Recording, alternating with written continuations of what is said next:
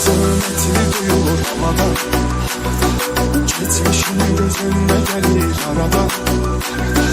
Yine fazlın eti duyulur havada, geçmişin gözünde gelir arada.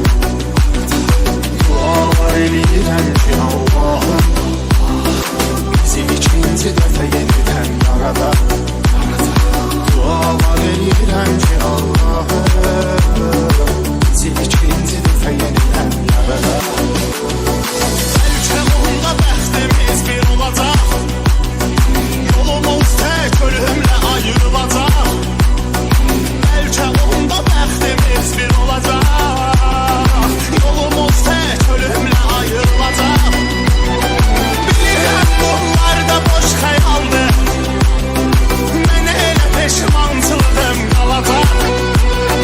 Bilirəm bunlar da boş xəyaldır, mənə elə peşmançılığım qalacaq. Gözlər dolar boşalınca ürək, vardır elə şeylər olur demək. Bəzən böyüklərin səsindəyik, qəlbin səsində dinləmək gərək. Gözlər dolar boşalınca ürək, vardır elə şeylər olur demək. Bəzən böyüklərin səsindəyik, qəlbin səsində dinləmək gərək.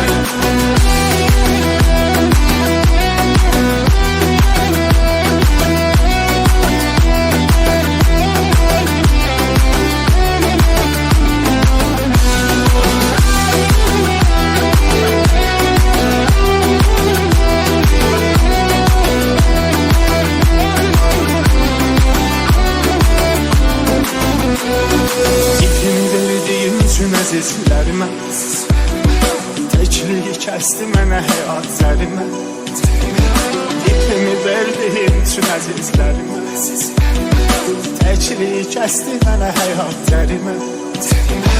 O mənə gün ağlayanları indi, heç biri ağlamır mənim yerimə.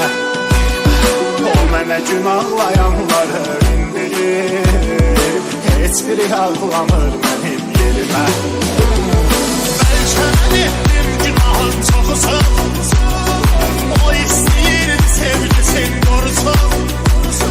Bəlkə mən etdim günahın çoxusun, o istəyirdi sevgisin qorusun. Gör necə vaxtdır qurumur gözümüz, et dediyim yerdə dilim qurusun. Gör necə vaxtdır qurumur gözümüz, et dediyim yerdə dilim qurusun. Gözlər dolar boşalınca ürək, vardır elə şeylər olur demək. Bəzən böyüklərin səsindəyik, qəlbin səsində dinləmək gərək. Gözlər dolar boşalınca ürək, vardır elə şeylər olur demək. Bəzən böyüklərin səsindəyik, qəlbin səsində dinləmək gərək. Gözlər dolar boşalınca ürək, vardır elə şeylər olur demək. Bəzən böyüklərin səsindəyik, qəlbin səsində dinləmək gərək. Gözlər dolar boşalınca ürək, vardır elə şeylər olur demək. Gözlər dolar boşalınca ürək, vardır elə şeylər olur demək.